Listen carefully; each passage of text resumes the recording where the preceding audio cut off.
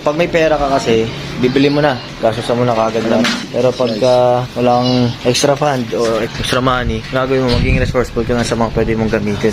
Ngayon, sabot tayo dyan mga kosa. Bali ngayong araw na to, kailangan gumawa ng cage dito eh. Para dito yung mga aso sa gilid. May lock doon, ay may saraduhan doon. Ito, ginawa lang namin ni Ice. Ice, where's Ice? Dito. So, naging resourceful lang kami para hindi ganong gagastos. Kung ano yung nandito, yun na lang. Kaya itong scratch pin ng manok, saka yung mga lumang cage sa bintana. Tapos pinasok ko yung dog house doon para dyan sila sisilong-silong. Pagod. Mabigat kasi yan. Tapos ako lang nag-angat doon. Galing doon sa may kabila. Dinala ko dito. Kasi yung paglagay pa lang nito, mabigat na. Saka yung pagtatanggal ng mga scratch pin. Hindi ko na videoan eh. Kasi gusto ko tuloy-tuloy akong gumagawa. Tapos mga kosa. Ngayon naman, tutuloy ko yung gagawin ko kahit na tanghaling tapat. Naalala nyo yung mga lupa na ito. Ito. Ilipat ko sa may kabila. Kasi may gagawin ako dito sa side na to. Yan. Tapos pakita natin sa mga susunod. Pagod. Ibang buhay probinsya. Tuloy-tuloy, sunod-sunod, galaw ng galaw. Sobrang sulit kasi magiging resourceful ka eh.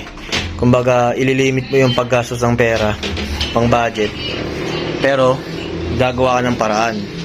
Kaya ganun eh. Pag may pera ka kasi, bibili mo na. Gastusan mo na kagad lahat. Pero pagka walang extra fund or extra money, gagawin mo, maging resourceful ka na sa mga pwede mong gamitin. Kaya tingnan yung mga patsi-patsi, yero, scratch pin, sirang ng dating bilis ng bintana, yan eh, dito. Saka yan, dalawa. Tapos yan. Kasi nga magtatanim na tayo dun sa kabila, di ba, sa likod. Kaya hindi dapat sila papunta-punta dun dahil nga hukain nila yung mga itatanim natin.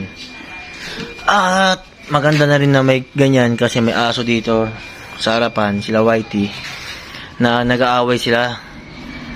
Kaya yun, pinag-iwalay ko sila.